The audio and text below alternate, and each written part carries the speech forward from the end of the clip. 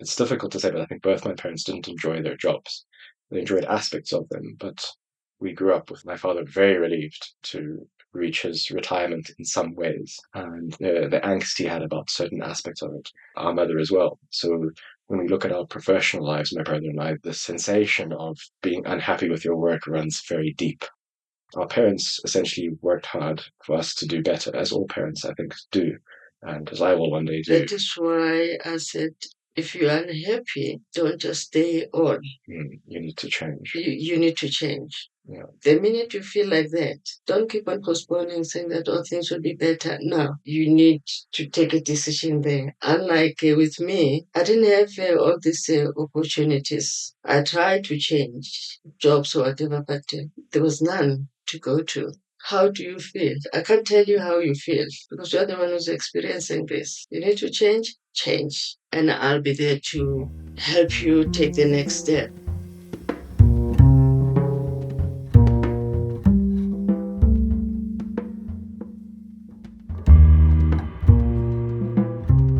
Welcome to season 2 of Are We Our Work? Are We Our Work chronicles work and our relationship to that work. The toil, the tension involved in giving of yourself to a thing. While season 1 specifically looked at career and career-driven pursuits, season 2 looks at love, relationships, our relationships to love, and how we make those work. I'm Kimu Busielo. I am a public relations manager, and I'm joined by my wonderful co-host. I am Nadia Patel, an artist, a designer, a researcher. This season sees the two of us bounce back and forth on some of the interviews that the wonderful Tiffany Ibrahim conducted. Tiffany Ibrahim is a researcher, legal scholar, and the creator of Are We Our Work. It's the finale. This is the last episode of season 2. And we've covered so much. There's no better way to end it than with the episode that we have today. What are we listening to today? Right, so today's episode is aptly titled In Loving Memory.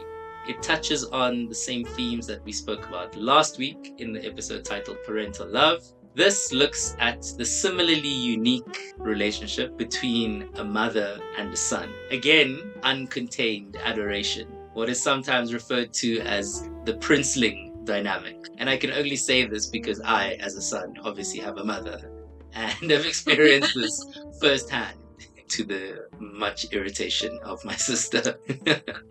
So Tiffany sat with Tiisetso Daniel Murray and his mother Patience Murray, affectionately known as Mapi. They reflected on their love for one another, simply put. The love is palpable. Circumstances have thrown them even closer towards one another, and they've allowed that to happen. So we really give an insight into the deep bond that a mother and a son have for one another, or have with each other. But they also speak candidly about loss, sorrow, joy, freedom, and how this affects our ability or willingness to hold love, longing, and to hold memory. This episode is a tearjerker. Oh, I'm looking forward to it. Can you tell us a little bit about who they are and what they do? So Tiisetso is an industrial engineer and software developer, and Mapi is a retired high school teacher. Right. All right. So at the end of the episode, please do stick around. I sit with Tiffany and reflect on some of the things that Tiisetso and Mapi touch on. The behind the scenes is worth sticking around for. As we move on to the last episode in season 2, my dear co-host, it has been a pleasure. It's been an absolute pleasure.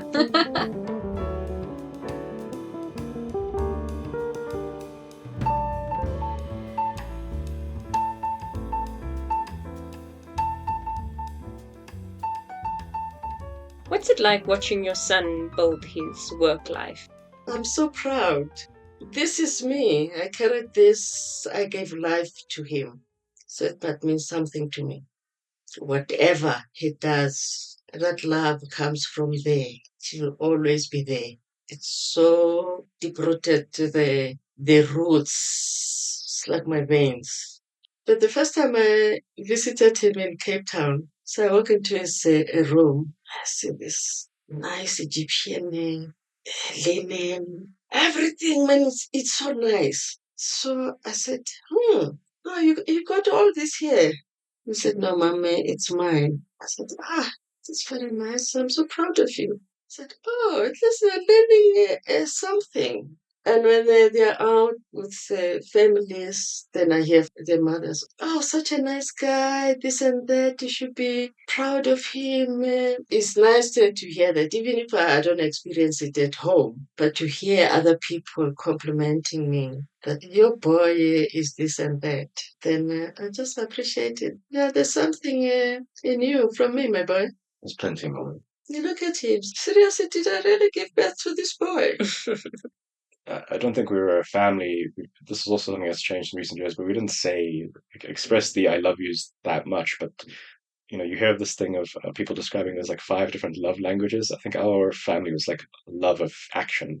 My mom expresses her love to us in many ways, but it's in doing stuff. That's always been so key, and the caring has always been so heavily emphasized. And it's like this thing that builds over time, this history and memory. I'm interested in this memory point. Do you mind elaborating a bit? Yeah, I think love and memory. I think with us we have all these milestones / bookmarks, these series of experiences that are even present in the present. Yeah, memory is a pretty key thing. I find myself doing what I do with my family in accordance with the memory. My father would be the kind of person who would have, if we're going away for 7 days, there'd be a 7-day itinerary. Now there's no itinerary. We go and we explore with a very different energy, but what's amusing is that there's still the knowledge of what he would have probably enjoyed and liked, directs as a form of a compass rather than a map. Right. Earlier you mentioned that your dad is still here. Well, at least you feel him. What does that mean? Maybe the question is, how do you think about death, or in what ways do you reject that certain things die? I do think death is ever present, and at some point these relationships will end and they will die, sometimes before someone actually dies, which actually has the unintended consequence of making me sometimes very unhappy, because I think that the time has not been well spent, or a series of days has not led on to something more meaningful, which I can almost hear my mom shrugging in my head. Like, that's not an important metric. But I do have these, there is an ever presence, a little bit of preparedness, wanting to find some value, but also add value. Because, what will I wonder could I have done differently 10 years from now if I'm here in 10 years? So there's a certain texture of time, which comes with some impatience, which comes with it a tremendous amount of reflection, or more correctly, rumination.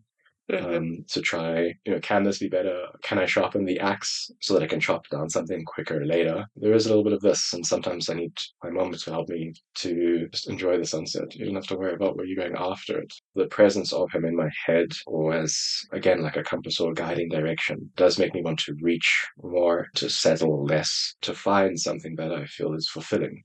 How have you shifted or altered in your personality or your identity since losing your dad? I think it's an exploration, because I've obviously had to go into adulthood without that push or guide. So I think about it, and I do try to have a relationship to it. I do want to still be my father's son. There isn't really a change. It's just I live in this world, and his presence is always there. So it doesn't really I don't have the sounding board, but I have her sounding board. She's kind of both sounding boards, actually. She does a good job of speaking her point of view and then speaking his, obviously, because she knew him well. I think he did very well. My only difficulties I experienced in relationship to it is just what I feel was like time lost in the years after his death. Managing things, the estate, getting that done just took forever. It's like readjusting and trying to fill in, because I'll do this, he'll do that. But now I'll have to do both. Right. Yeah, so the whole, to try and patch it as best you can, is tricky. There are different spaces. There are some that, between all of us, we maybe do some bit of a job, but we're not that person. I'd say that part is obviously normal and tricky, but yeah, I think in my own space, I might have made some decisions more quickly. I would have been more pressured. I would have had somebody asking, like, what's going on? Consider this, or he would be like partly researching in the background to help assist. I think that would have been a bit different along the route. And the family itself, I wonder how dynamics shift, or if dynamics shift. Yeah, there's massive shifts, but it's about like trying to recognize. I mean, I think I've had to learn to just be a son and a brother. It's been very difficult. Was in the beginning. I just don't try to be anything other than that, because that's actually what my mother and brother need, and not to become a pseudo father or husband or whatever, to just be in that space. We've navigated that ship quite well in the last like half decade, and in the first half decade less well. I think another difference in a sense is that I have difficulty staying in Johannesburg and at home. I want to go as far away as possible. Not that I don't like it here, I do, but that sense of home is no longer present. Yeah, but I always said to you, whenever you want to go, you can go. It's like, the decision that you took when you went to Italy.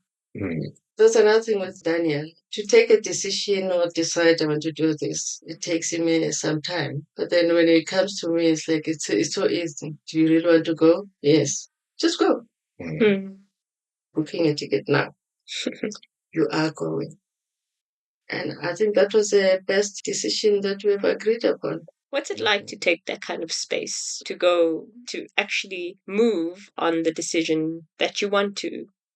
I think this is where I get something from her. Like, once it's made, it becomes very easy to go. Maybe that's sometimes why I take a bit of time. But if my dad was around when I've spent 4 years away, he would have demanded that I come back. Oh, yeah, he would have freaked out. He's very attached to South Africa, very proudly South African, very attached to Johannesburg. I think he'll find a way to be proud of load shedding. But just super attached. And my mum, she's like, you want to go? Go. I know she misses us. But as the first person to say leave. I can feel it.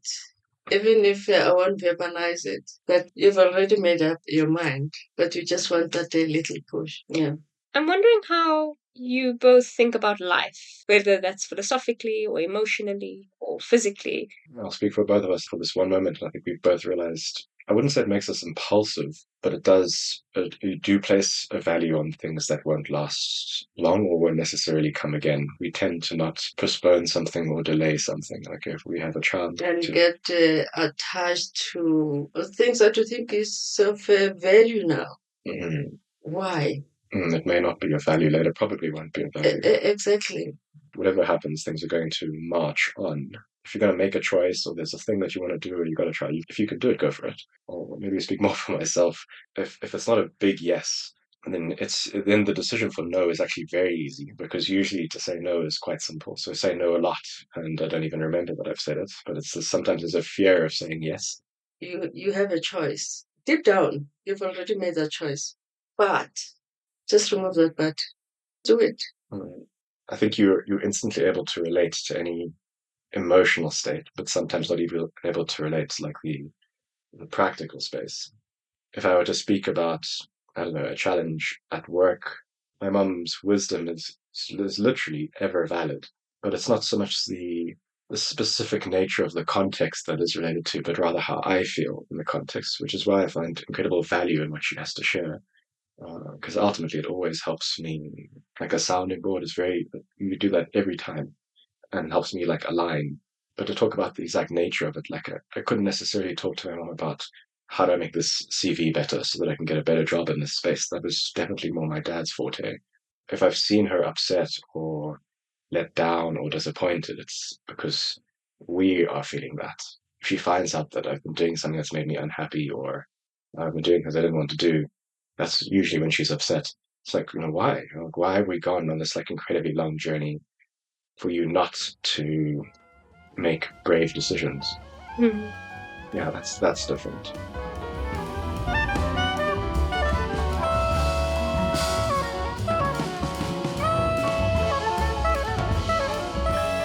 So for me, this is a practical episode on bringing the conversation back to work, but also having an outright conversation about loss in the form of death. It's weird because I'm really comfortable talking about my father's death. It's not something that I sort of stumble over or break down over anymore. But for some reason, this was it felt like a very emotional episode for me. It was difficult to put my co-architect hat on and dissect it. Yeah, I mean, we might as well jump in here. One of the things that I was struck by was the contrasting ways in which death seems to have shifted Tiisetso and Mapi's perspectives on time. Mm. So Tiisetso alludes to feeling almost robbed of time since his father passed. Like, I mean, he speaks about the sort of pressure of having to squeeze out everything of every experience, make sure that you're getting the most out of it. Whereas for his mother, it feels like time has become more elastic. She urges him to simply enjoy the sunset. Yeah, and I was curious, I don't know if you had any reflections around just how loss impacts our perspective on time. And this is why I asked about memory, because I think that's how it impacts us, well, the living. It's in what we end up remembering and how we shape our love around memory, but also shape our life around memory. Memory for me is a direct link to time.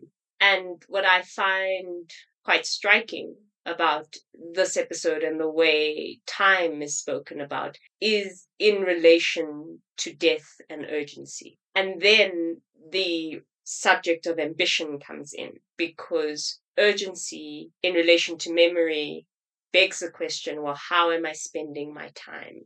How am I spending my time working? How am I spending my time emotionally enduring or embracing? And I think the irony around this is, are you actually making the most of your time if you're just so obsessed with how you're spending your time? Is fulfillment a thing that you can control and direct and decide its capacities? Or is part of fulfillment also just letting go and surrendering? So there is that tension. I like it because the connecting of the dots between life, memory, and loss is its own rumination, and one that I think we all contend with on some level. Just because you're sleeping on Egyptian linen doesn't mean you're sleeping better at night. And it isn't as simple as find a job that brings you an income, that affords you a certain lifestyle, that pleases your mother, that would make your parents proud. There's still a missing part. Where do I find that piece of my puzzle? Yeah, and another thing just to add on to yours is I found fascinating that Tiisetso's not failure to find happiness, like when he gets lost along the way, is a source of pain for his mother. That's what she sort of laments on. In a way, I mean, it's weird because she takes so much pride from the Egyptian linen, but he says like the moments in life when she's been upset the most is when I'm unhappy, when I do things that don't bring joy to my life. Can I ask you something? Yes. I'd be interested in hearing how you think this is similar to, but also different from, the former episode, Parental Love, with Natasha and Wahid. So what I think you've done brilliantly, and I really support, is separating them. The tonality of the episodes are very, very different. If this was your intention, it really does make clear the distinctions between a father-daughter relationship and a mother-son relationship. And I think it is good to explore those separately. Identity is another one. I think both of them are struggling with this idea of, am I just my parents' child? How do I stretch and really become the person that who am I is the quintessential question. Natasha dealt with it in third year, and Tiisetso is going through it now, but I think very, very similar trajectories. And again, the great thing that we prioritize in these two episodes is the progressive Black parent. We need more stories than just the apartheid struggle hero. I think we need more of these stories, and I love that they're being prioritized and platformed in these two episodes. Yeah. Yeah, I found myself thinking about you in this episode. While the last couple of years haven't involved death per se for you, there has been a lot of loss. With that loss, I imagine, comes grief in its own way. I was curious about what it felt like having this conversation with Tiisetso and Mapi, but then also how, I think it's a question that you posed to them that I want to pose to you, how the loss that you have felt has impacted the way that you view and perhaps navigate life. So, in terms of how I situate myself in relation to both the episode with Natasha and Wahid and this episode, and I'll draw it more specifically to this episode just now, but the father figure is on the one hand. So, you're right, I've experienced loss of people who are still alive, so people who haven't died, but I've lost them. And then I've experienced loss in that I've never had something. But can I call it loss if you were never born with it to begin with? Well, I was clearly born because of it, but I never had it. Shame. And I should say him. Let's give it a pronoun. I'm curious, and it's something I'll never be able to prove or disprove or fully understand. But what is the contribution of a paternal figure in a person's life, whether their father is alive or no longer around, but is around in more spiritual ways? So that's the one level of loss that I wanted to think about. And then the other, you're right, is of grief that has come from losing people that are still alive. How do we begin mourning the death of people who are still living? And what I find helpful about ends is a door is closed for you. Instead of having all of these doors open and the wind just blowing and in a way that confuses you and you're not sure how to proceed with your life. And I don't want to make it sound like we're always moving forward, because I disagree with that. But I do think that we're always making choices and we're deciding what paths to explore based on a series of intuitions, ambitions, aspirations, and desires. This ties back into so many of the themes we've worked through in this season. How do you build home after losing home? What leaves an emotional imprint on you? How do we work through the precarity that comes with trying and trying again? How do we rebirth after allowing certain parts of ourselves to die off? I don't know if it's possible to completely forget because of memory. I suppose the gray zone that often sits with me is, how do I make space for memory? Not reject it or deny it, but also not get caught up in ruminating in it. I realized over this period how, not so much how much good memory I carry, but how much resentment I carry, how much anger I carry, how much unprocessed pain I store. That's what tugs at me. And then I think, well then, have you moved on? Have you let go? If you're still so angry about something, then yeah, maybe you've taken shortcuts that actually haven't worked for you. So I don't really know what it means to fully let go. And I think it's because I hold on to the other things. My dream for myself is to make peace with the idea that there's just so much life and work happens to occupy a lot of that journey, because work is what I'm giving birth to. Work is what I invest my labor in. Work is my time with the people around me, with the talents or the skills or the craft that I want to maintain and build on. I don't really want to think about work as a formal marketplace endeavor. But if I think about work on the most micro levels between myself and the people that I care for, are loved by and do love, the people who I've let go of and who have let go of me, the people who I will always remember, and the people who I intend to never forget. If all of that is work, then I can make peace with the fact that I want to work for the rest of my life. It's quite painful, hey? Unbelievable. Think so? I don't know. You have to give me a response before we close this session. No, that's where we have to end it. That was so beautifully said. Yeah, thank you. Okay, whatever. We might have to record again if we don't have anything good. We've got so much good. Okay, thank you.